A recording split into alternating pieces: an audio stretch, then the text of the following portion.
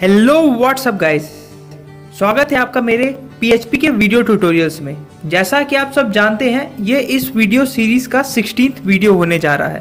Last video में हमने PHP को यूज़ करके कैलकुलेटर डिज़ाइन किया था, तो इस वीडियो में हम बात करेंगे लूप्स के बारे में।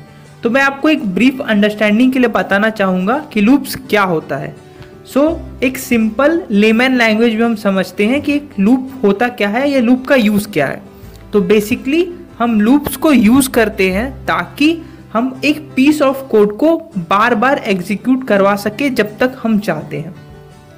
ये एक बेसिक डेफिनेशन है लूप का।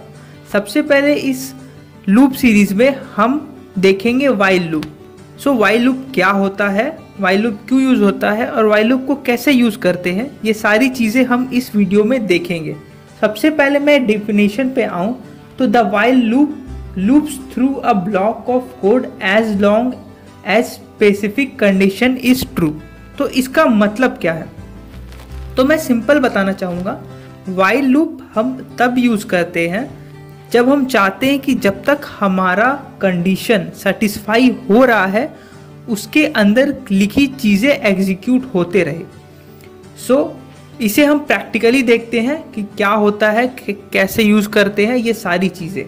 चलिए शुरू करते हैं। चलिए सबसे पहला जो मैं प्रोग्राम वाइल लूप को यूज़ करके लिखूंगा, मैं 1 से लेके 10 तक नंबर प्रिंट करूंगा लूप का यूज़ करके। चलिए देखते हैं वो हम कैसे कर सकते हैं। सबसे पहले हमें PHP स्टार्ट करना होगा, सिंपल PHP। उसके बाद अगर हमें कुछ भी करना है, सबसे पहले हमें एक वेरिएबल डिक्लेयर करना होगा। सबसे पहले हम एक वेरिएबल डिक्लेयर करते हैं $num के नाम से, ओके, और इसे इक्वल करते हैं 1 के, ओके। ये तो हमारा नॉर्मल हो गया। अब आता है हमारे पास लूप। तो वाइल लूप को लिखने के लिए सबसे पहले वाइल, उसके बाद इसका कंडीशन। कंडीशन मैं डालूंगा जो हमारा नंबर है $num वो लेस देन इक्वल्स टू 10 होना चाहिए, मतलब वो नंबर 10 से छोटा या उसके बराबर हो, ओके। उसके बाद नेक्स्ट कंडीशन है हमारा प्रिंट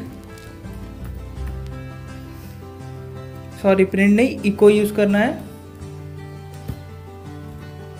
$num, और उसके बाद $num प्लस प्लस।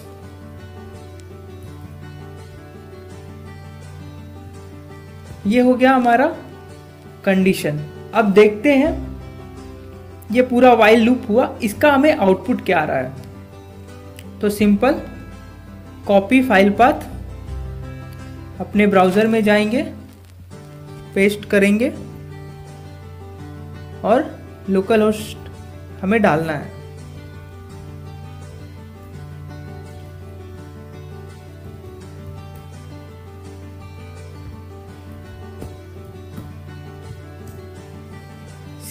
हमें क्या आउटपुट आता है, ओके।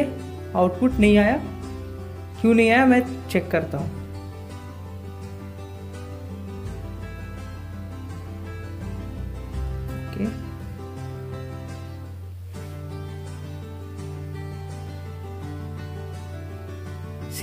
अब हमें आउटपुट मिल रहा है 1 2 3 4 5 6 7 8 9 10। इसके बीच में मैं ब्रेक स्टेटमेंट लगा देता हूं ताकि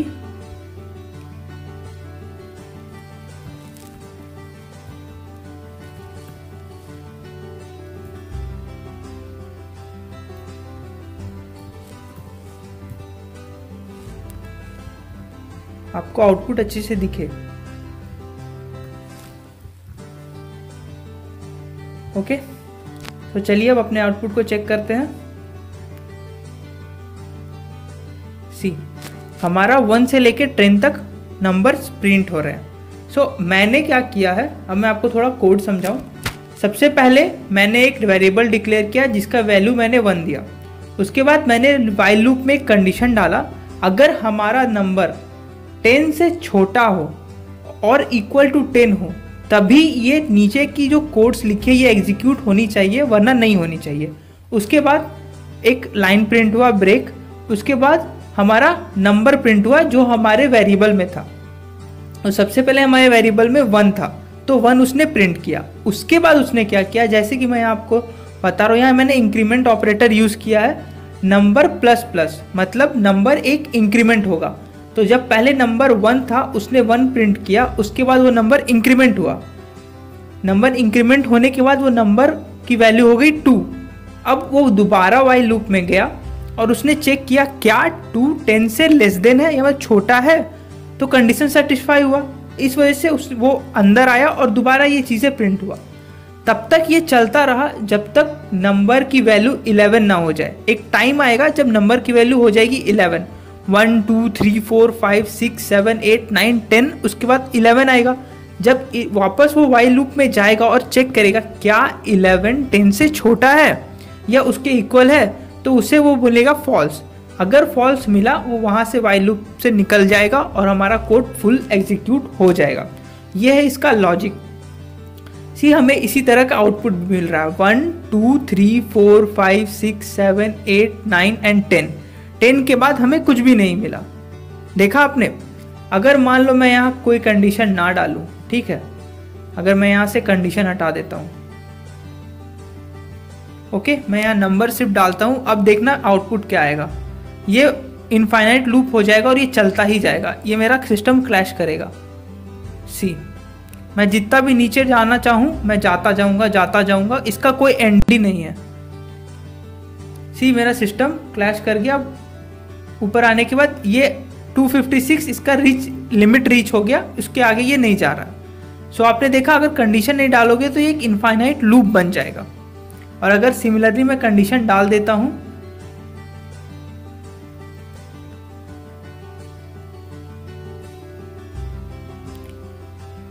सो सी 1 सेकेंड, कोड गलत हो गया। सो अगर मैं कंडीशन डालता हूं तो ये 1 से लेकर 10 तक ही प्रिंट करेगा।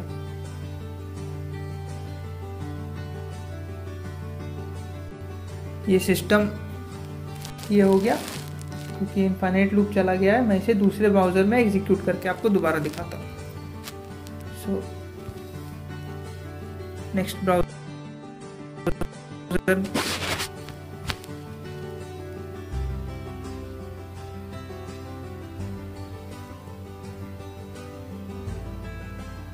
ओके,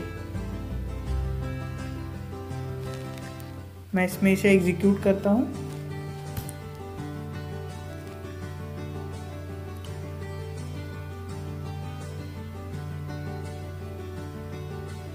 सी 1 to 10 प्रिंट हो रहा है अब। ओके, तो ये है वाइल लूप। सो मैं चाहता हूँ आप इसे थोड़ा प्रैक्टिस कीजिए। नेक्स्ट वीडियो में मैं डू वाइल लूप के बारे में बताऊंगा और मैं उसमें ये भी बताऊंगा कि किस तरह वाइल लूप और डू वाइल लूप दोनों एक डिफरेंट कॉन्सेप्ट्स पे काम करते हैं, उनके बीच का डिफरेंस क्या है और कब हमें वाइल लूप यूज़ करना चाहिए और कब हमें डू वाइल लूप यूज़ करना चाहिए। सो तब तक के लिए आप इसे प्रैक्टिस करते रहें और मैं चाहूँगा कि आप मेरे पुराने वीडियोस भी सारे देख लें ताकि आपको क्लियर अंडरस्टैंडिंग PHP की होते जाए, क्योंकि आगे आने वाले वीडियोस में जैसे ही हमारे ये कॉन्सेप्ट्स ख़त्म होंगे हम एक प्रोजेक्ट्स पे भी काम करेंगे और चीज़ों को प्रैक्टिकली